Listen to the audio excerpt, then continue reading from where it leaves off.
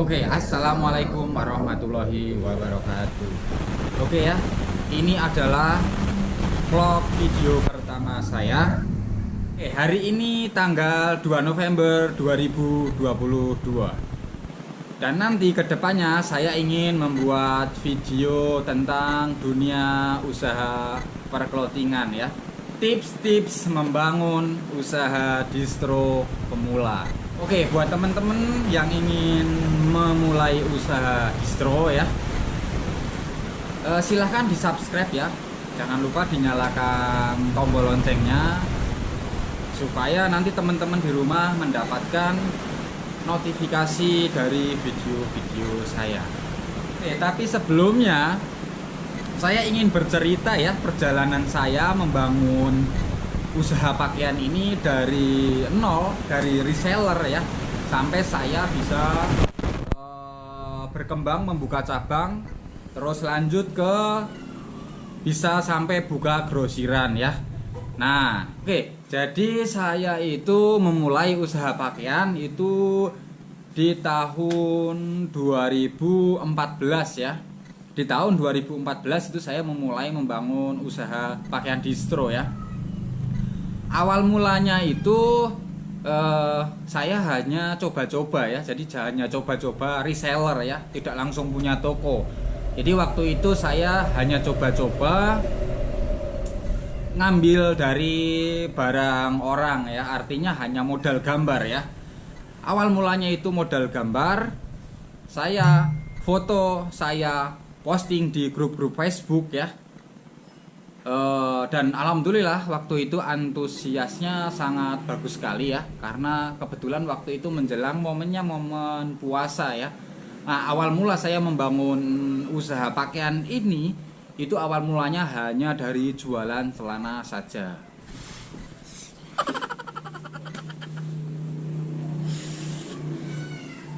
Oke, jangan dipencet. Tapi gelap. Enggak, di sini padang. Aduh, cerita apa? Jadi saya membangun usaha pakaian itu kurang lebih sudah 8 tahun ya, dari 2014 sampai sekarang. Tentunya mengalami banyak masalah, mengalami banyak kendala ya, yang nantinya akan saya ceritakan ke teman-teman semua agar teman-teman itu tidak mengulangin kesalahan-kesalahan saya ya. Oke, saya pertama memulai usaha pakaian ini awal mulanya dari jualan celana saja ya, belum jualan kaos, belum jualan kemeja, belum jualan jaket, hanya merintis dari jualan celana ya. Waktu itu kebetulan momennya pas puasa mendekati lebaran ya. Jadi kebetulan saya hanya modal gambar ya, dari toko orang lain saya modal gambar aja, udah dikasih fotonya dari toko tersebut ya. Dari toko tersebut dikasih foto, kita promosikan. Ketika ada yang order, itu baru kita ambil ke tempat dan saya biasanya COD ya, karena memang belum punya toko ya. Setelah berjalannya waktu, saya rasa karena memang banyak permintaan ya, dan akhirnya waktu itu saya mencari pengrajin ya, mencari pengrajinnya langsung. Setelah saya 2 hari muter-muter ya,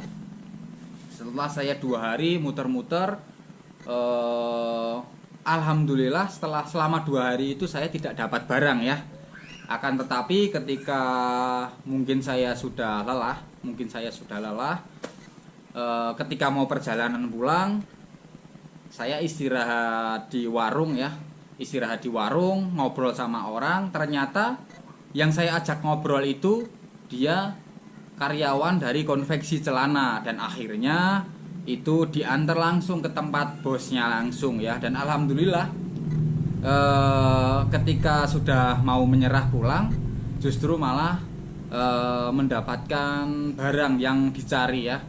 Nah, waktu itu awal mula saya usaha pengambilan barang ke pengrajin itu hanya modal 7 juta ya, modal 7 juta hasil dari pinjem dari kakak ya. Nah, alhamdulillah momennya tepat, lebaran kurang seminggu.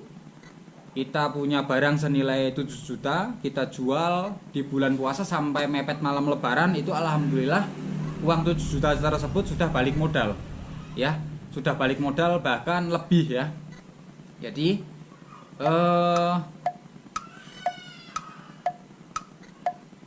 masih bisa bayar utang ya, alhamdulillah bisa bayar utang. Yang 7 juta kita bayar utang, kita masih punya uang lebih, kita juga masih punya barang ya.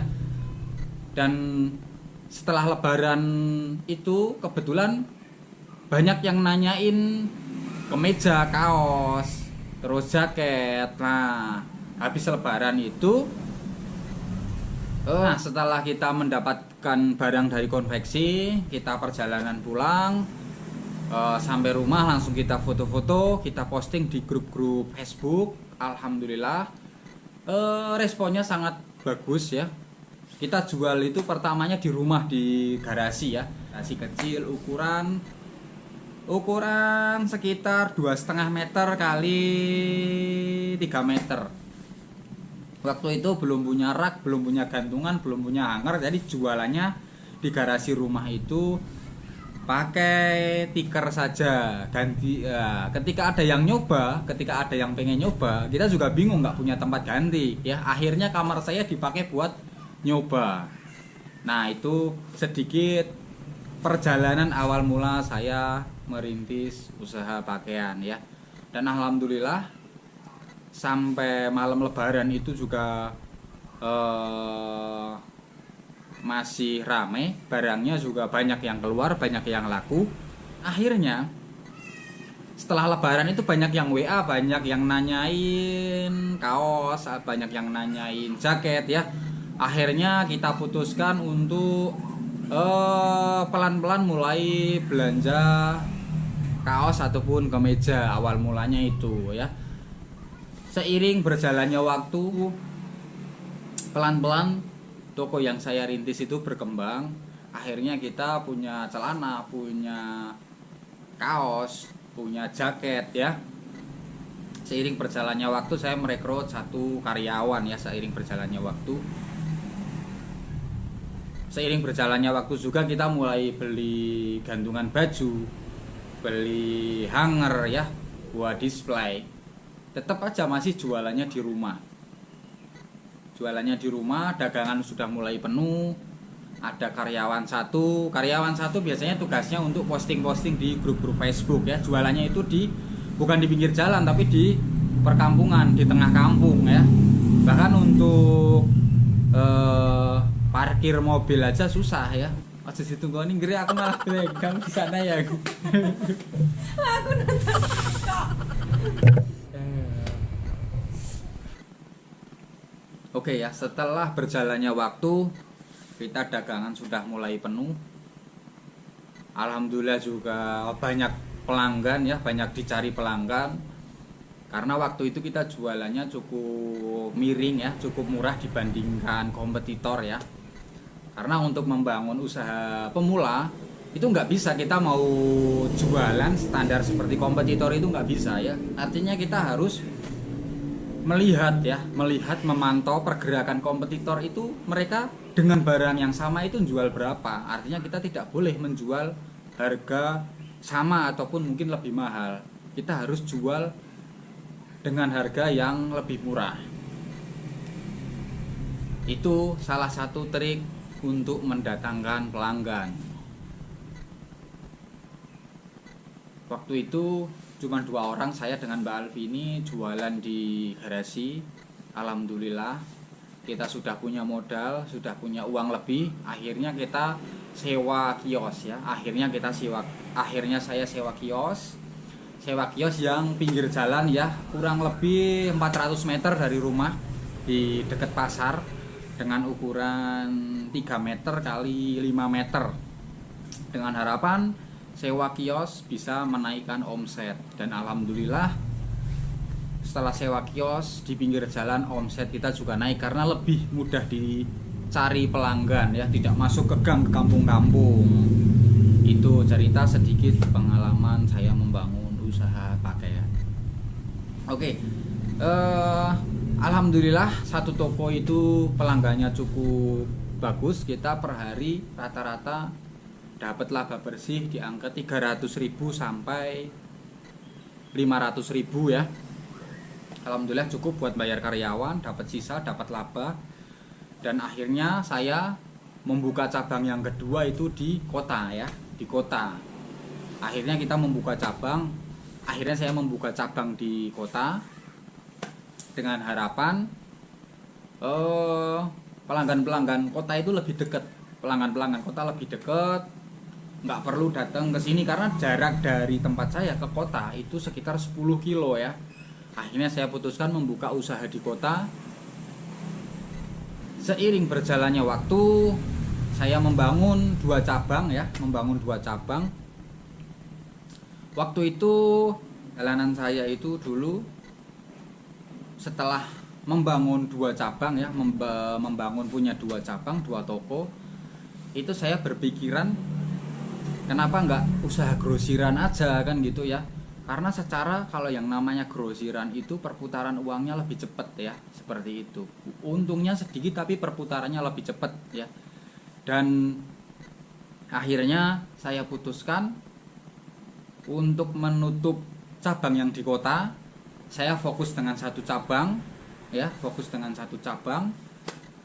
Dan saya mulai merintis usaha grosir ya. Jadi oke, cukup sekian dulu ya video kali ini. Nanti kita lanjut ke part 2 nya karena ceritanya masih ada part 2. Terima kasih buat teman-teman yang sudah bantu support subscribe-nya. Terima kasih yang sudah like juga. Ditunggu video-video berikutnya ya. Untuk part 1 tipsnya ada tips ya. Yang pertama buat teman-teman yang mau memulai dengan budget modal minim, bisa mulai start dari kaos ya, ataupun bisa mulai start dari hoodie. Itu untuk tips hari ini ya. Jangan terburu-buru belanja celana karena celana itu ngabis-ngabisin modal, apalagi seperti sepatu. Oke, buat teman-teman yang ingin mulai usaha pakaian ya, yang pertama yang tanpa modal. Apabila tanpa modal itu bisa mulai dari reseller. Silahkan bisa cari supplier ya, bisa cari supplier dari misalnya dari yang pemilik brand, ataupun mungkin ada channel, ataupun ingin bergabung dengan kami reseller dari kami juga bisa. Apabila teman-teman udah punya modal, saran saya sih nggak perlu reseller ya, bisa langsung nyetok ya. Tips hari ini buat teman-teman yang ingin memulai usaha, segera mulai, jangan terlalu kebanyakan berpikir. Mulai saja, mau mulai dari reseller boleh, mau langsung nyetok juga boleh ya. Yang nggak punya modal bisa mulai dari reseller, yang sudah punya modal bisa mulai nyetok, karena memang reseller juga agak ribet ya. Nanti ketika ada pelanggan tanya barang, repot ngambil barang bolak-balik ya. Nah, buat teman-teman yang punya modal tapi takut itu usahanya nggak jalan, takut usahanya itu nggak maju ya, kebetulan dari kami ada yang namanya paket usaha. Paket usaha ini senilai 2 juta sampai 3 juta ya. Apabila nanti teman-teman ini usahanya nggak jalan, itu nanti barang bisa dikembalikan ya.